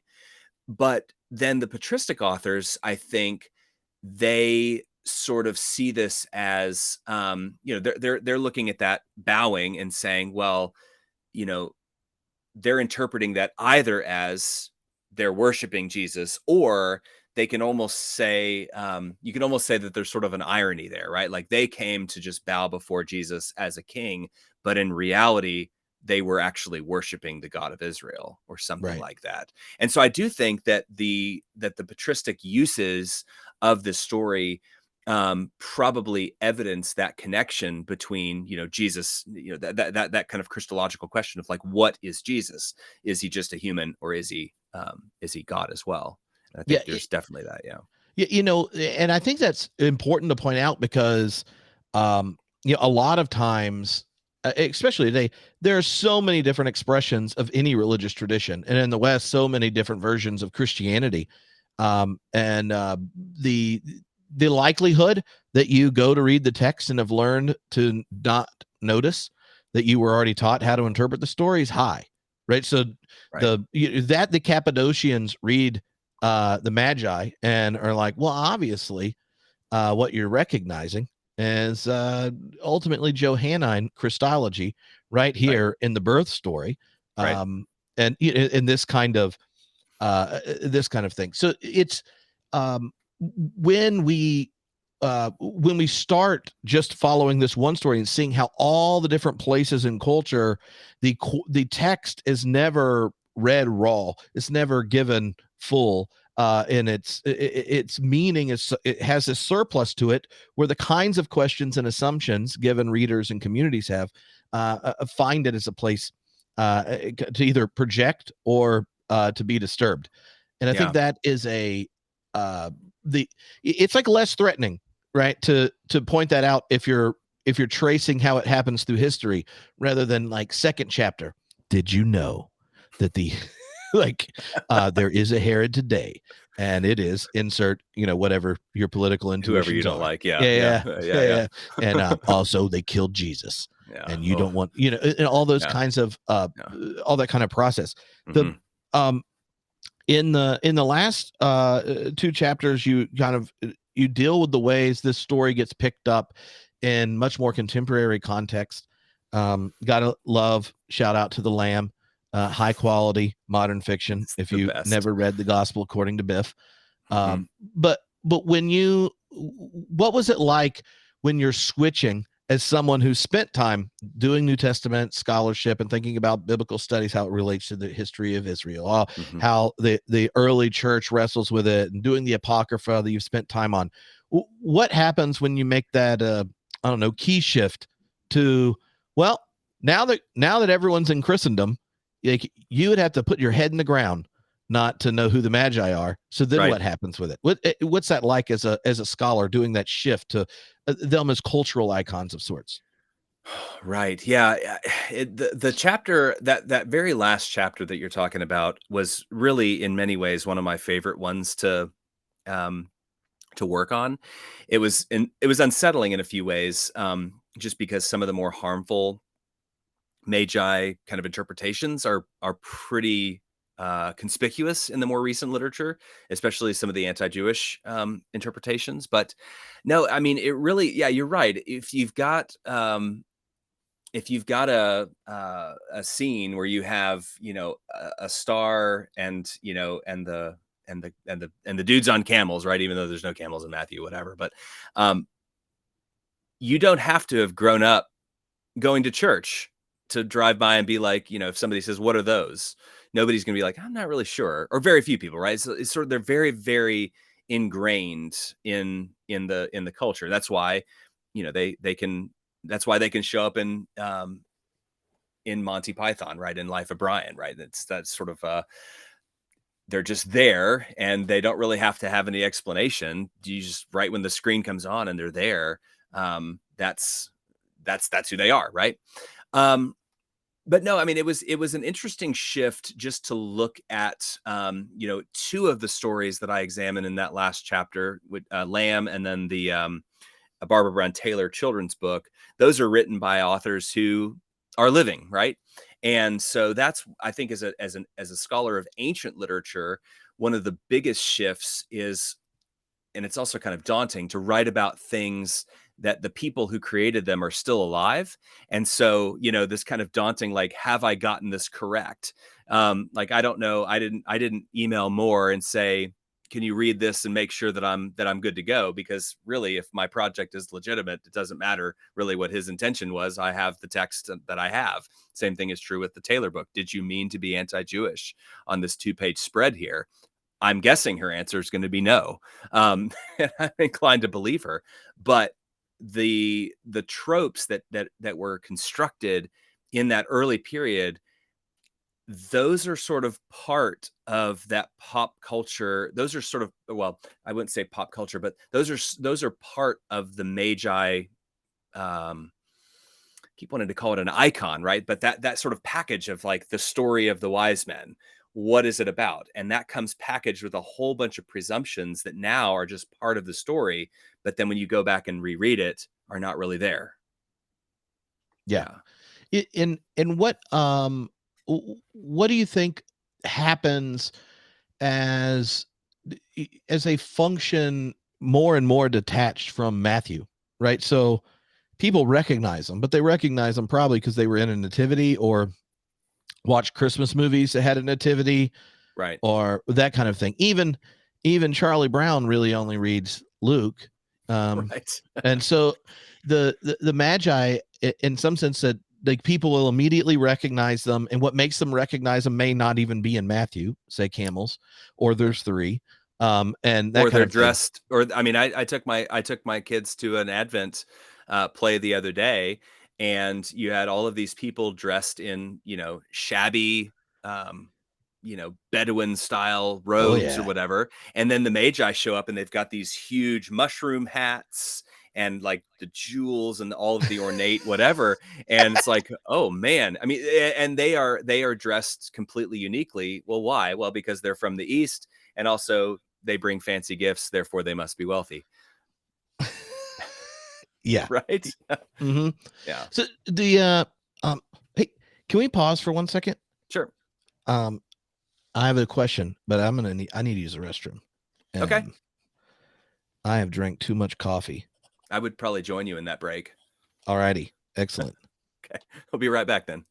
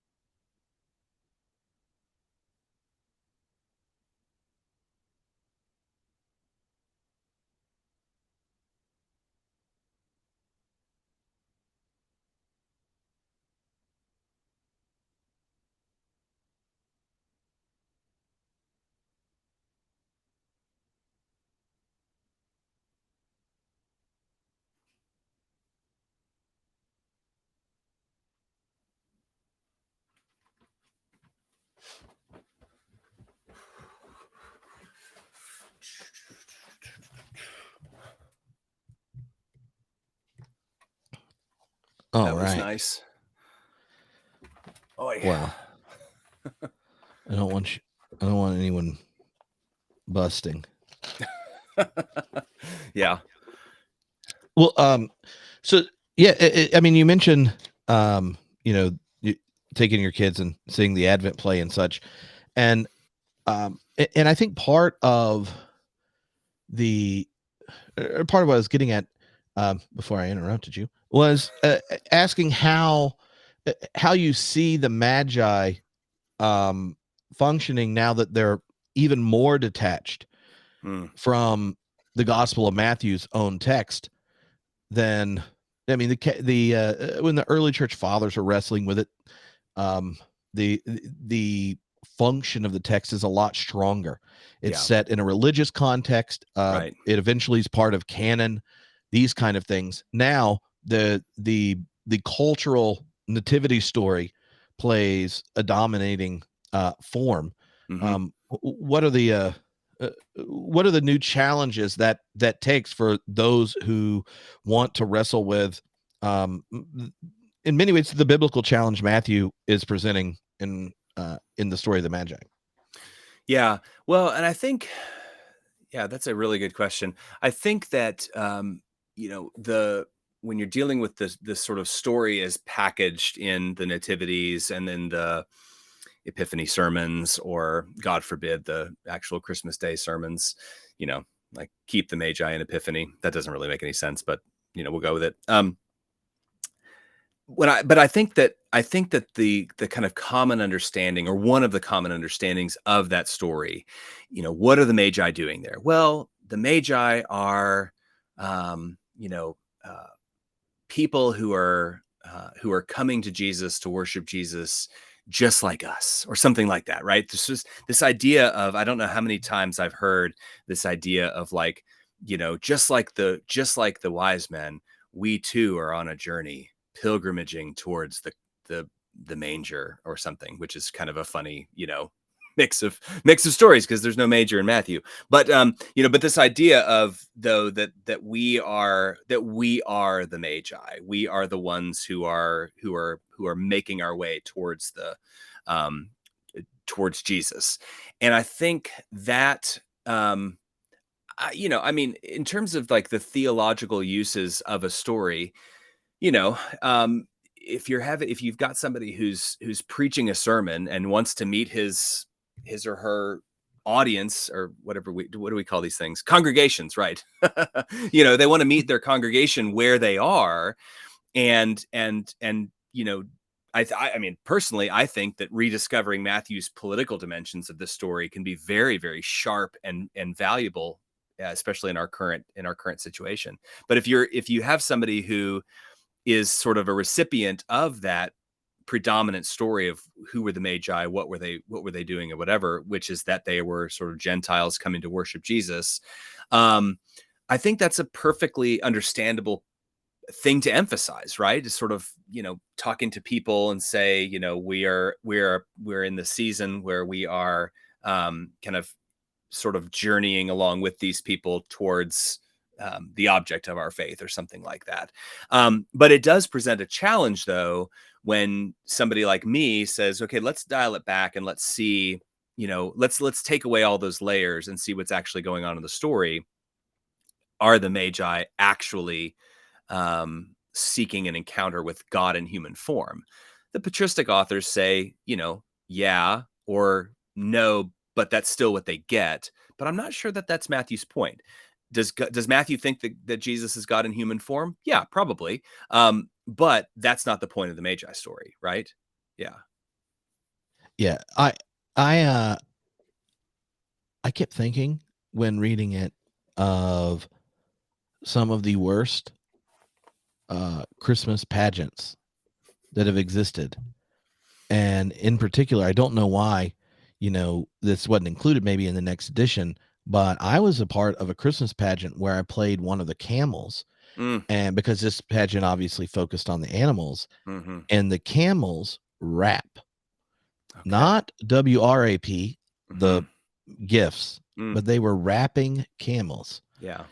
Um, and I just thought, Matthew could not have anticipated the aesthetic heights that this narrative would generate. Yeah. that a couple thousand years later, Yeah. my hot jams would be associated with the Magi. Yeah. I often think about, that question of if we had some of these ancient authors or Jesus himself and said, what do you think about this? I just imagine them saying, like, that I can't even imagine that Matthew could compute a rapping camel. Well, Yeah, well, I mean, you haven't heard me spit rhymes yet, Eric. it's true. Spit The, yeah. So, camels, how has your kind of journey from Welch's style Methodism into kind of academic relationship to the text change the way you kind of wrestle and ask life's biggest questions? Mm. Oof, that's another softball, huh? Yeah. I think for me, there's been a fair deal. I think that the academic approach to the biblical texts and to other ancient literature has been very freeing in many ways. And I think that, yeah, I think it certainly has complexified, or maybe complicated, complexified my relationship with those texts, right? So as a kind of, vanilla centrist Methodist growing up, I didn't really think much about these questions of what did Matthew intend. I mean, as silly as it sounds, I still remember in that first New Testament class that I took, where I was going to own my professor for, not having read First Timothy before he says whether Paul wrote it. One of the biggest, like, eye-opening moments for me in that class was even the notion that these texts had authors, if that makes sense. Because I feel like one of the things that many people who are raised, in kind of religious settings where they're dealing with these texts or reading these texts or hearing about these texts, is that the author is sort of left out of the equation, right? We just obviously now for when we're sitting here talking, that sounds very silly because, well, where do texts come from? Well, all texts have authors, right? But that wasn't something that ever occurred to me growing up reading these texts, was that someone actually wrote them.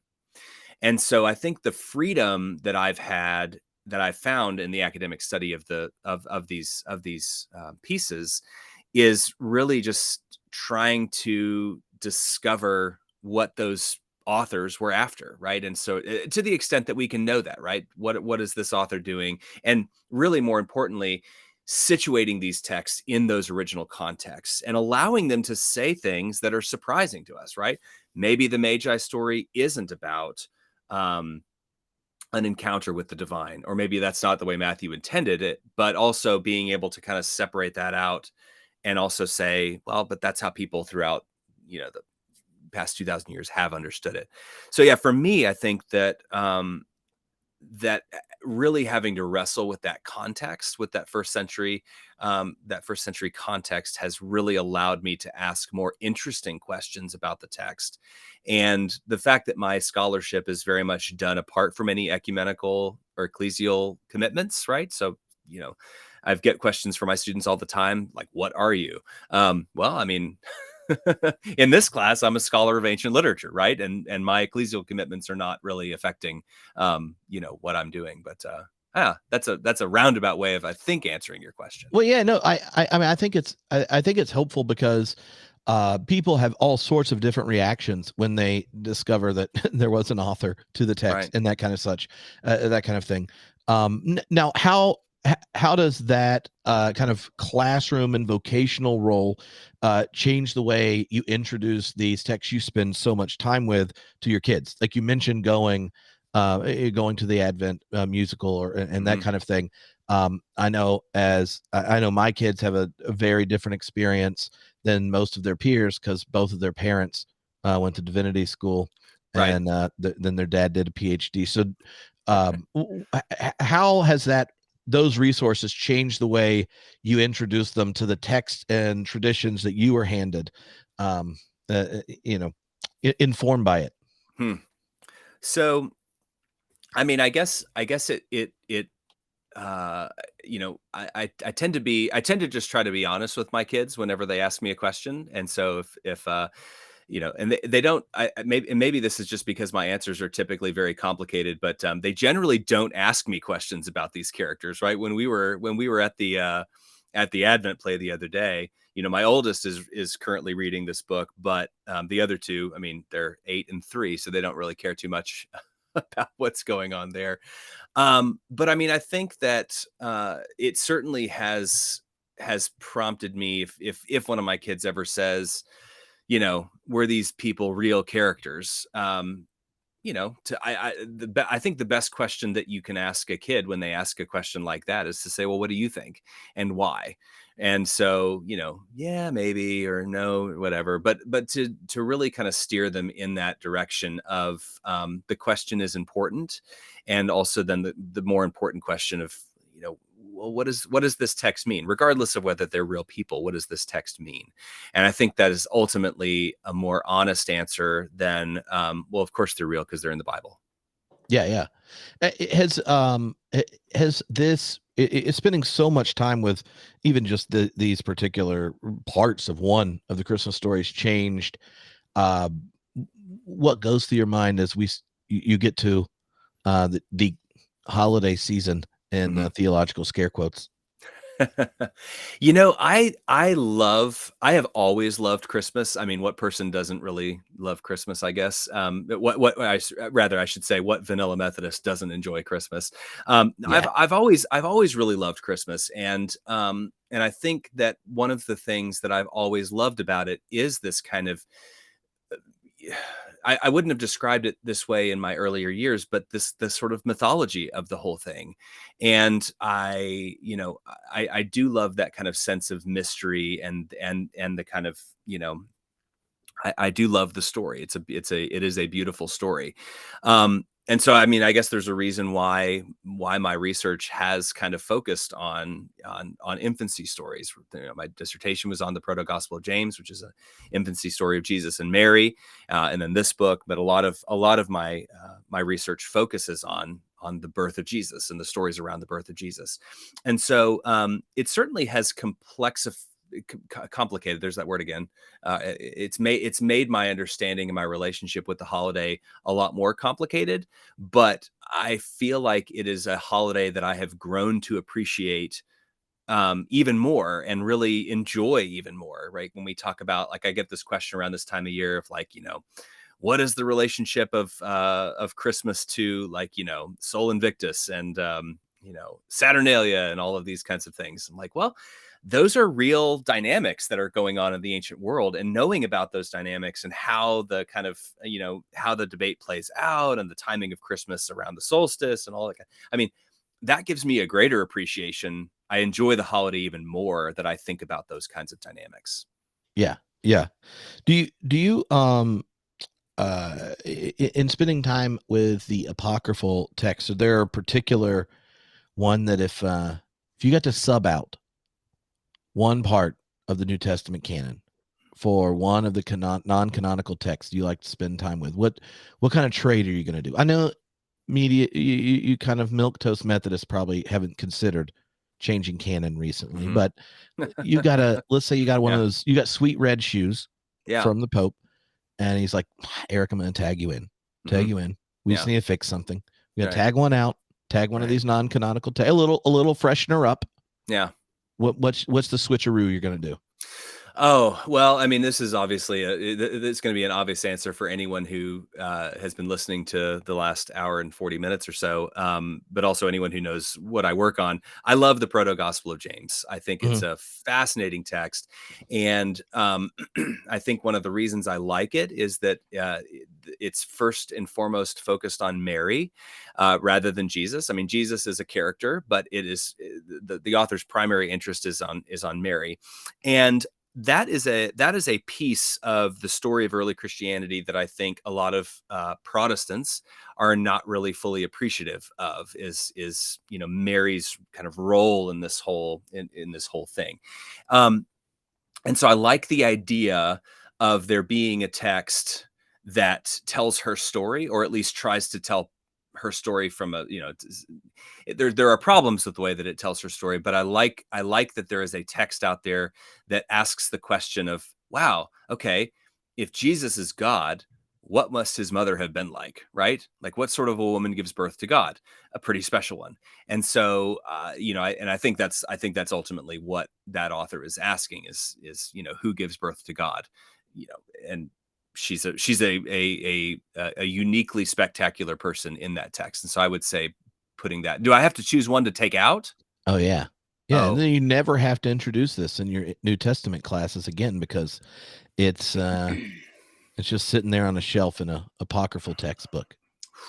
it's really, really, it's so tricky. I would say either Romans or Hebrews. Oh, Yeah. well, either. I mean, Yeah. I mean, I think I'd stick Hebrews out before I got rid of Romans because, Maybe. I mean, there's never been such a high quality road to witness to people than the Roman road. I mean, it's just so simple and clear. It Yeah. captures all of Right. biblical Christianity in Oh, just yeah. like a few Yeah. statements. Yeah. And Oh, that's true. does the proto gospel of James? No, there's no 4 spiritual laws right there. It's true. It's true. Yeah. No, I think it depends on the day, really, of whether I'm taking out Hebrews or whether I'm taking out Romans. It's a lot of responsibility, though, this decision. Yeah, I'll have to think about it a little bit I know, more. I know that. Well, Yeah. you dream about it just like the Magi and see which way you go. All right. Now, um, outside of this particular book, you spend time broadly looking at some of our contemporary kind of ethical questions, dynamics of power, and such in ancient texts. And in looking at how those texts are both were generated in their present situation and then interpreted over time, it brings you kind of bring to the fore the ways interpretations, hermeneutics, and such can function as a priori justifications of perverse power. Mm-hmm.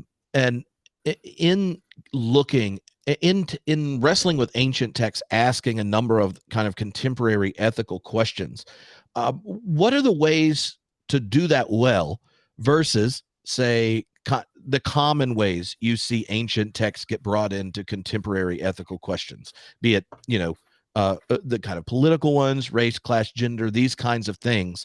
Right. How do we use ancient texts well versus kind of appropriating their authority for whatever our current tribe's opinion is? Right. Well, and so I'll focus on one issue that kind of popped up as you were asking the question, the issue of anti-Semitism, or what I call in this book Judeophobia, Yeah. and this is a question that I've been thinking about as part of a bigger project. I'm co-editing a book right now with Sarah Rollins and Meredith Warren that's going to be talking about Judeophobia and Judeophobia and the New Testament, to talk about the ways that these texts have facilitated and encouraged this kind of anti-Jewish attitude.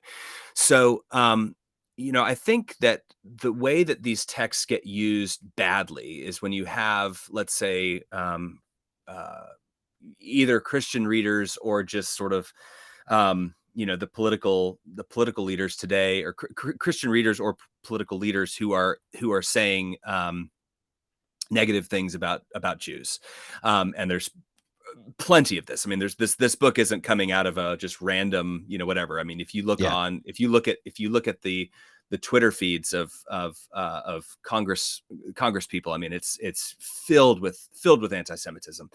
Really, anytime George Soros is mentioned, you can count on that being an anti-Semitic trope about how they control the media and they're, whatever. And so, can you get these sorts of anti-Jewish attitudes from the New Testament? Yes, right. You can get these things because in the Passion stories, right, his blood be on us and our children. This idea of the Jews being responsible for the death of Jesus ultimately. Now, I'll restate this a few times because I'm always terrified of sound bites. This is not my view. This is the view of other people. And so, can you get that from Matthew? Can you get that from other New Testament authors? Absolutely, you can.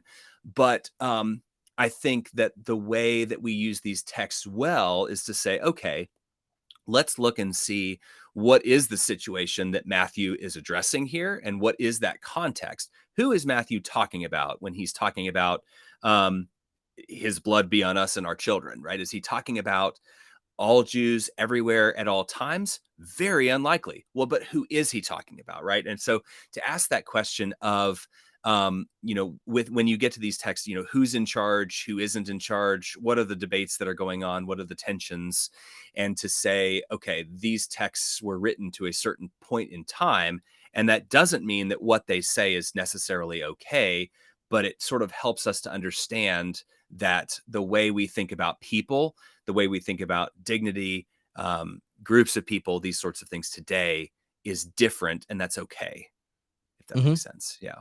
Yeah. Mm-hmm. Yeah. And I think that there's a tendency, for religious people in the present to go scouring whatever they call authority and then labeling their prejudice final, right? By picking, and this is even true for, like, if you hang out with your liberal Methodist friends as a graduate of Claremont, they kind of only know the three parts of the Bible, the parts Martin Luther King Jr. quoted, Mm-hmm.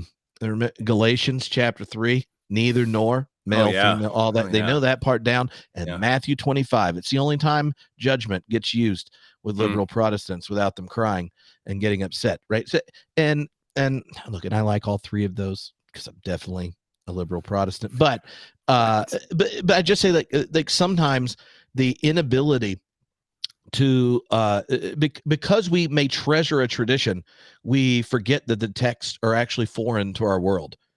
And I think that's one of the gifts scholarship gives us, is to make it strange again, so that there's now a gap where we have to wrestle, interpret, and take responsibility for the task of interpreting. Right. And that is, I think that's, making these texts strange again. I got, there was well, and even really like acknowledging the amount of work and the amount of scholarship that has gone into even enabling the broader public to read these texts, right? I got a bunch of pushback a little while ago from a few non-liberal Protestant and Catholic circles when I tweeted something about the kind of clarity. There's this issue, right, of the Bible is clear, the Bible is clear, the Bible is clear. And I made some cheeky comment about reading Matthew, and then I posted a picture of a papyrus that has holes all over it. I was like, fine, let's talk about Matthew. And everyone was like, are you saying that's the whatever? It was just a whole thing. But I mean, it is a really, really important point when we are reading Matthew. Heck, when I'm reading Matthew, and I'm reading Matthew from my Greek New Testament, I am reading a critical edition of Matthew, and I am not a textual critic, so I am relying on the work of people who are a lot more meticulous than I am, and who are a lot more they're a lot better at that than I am, and I'm relying on their work. So how much more are people who are not reading the Bible in Greek or Hebrew, how much more are they relying not only on the textual critics but on the translators, right?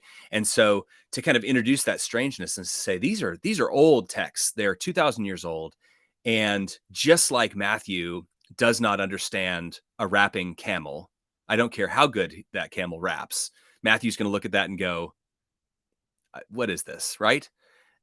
We're looking at their world in very, very similar ways. And that's hidden a lot, I think, because everything in the Bible looks so smooth because of the translation factor. Yeah. Yeah. Well, that's helpful. Yeah. I've really enjoyed hanging out with you. Same. The excellent book. Everyone should go check it out. The Magi. You don't have to read it all to buy your friends copies. That's what Fortress said to say.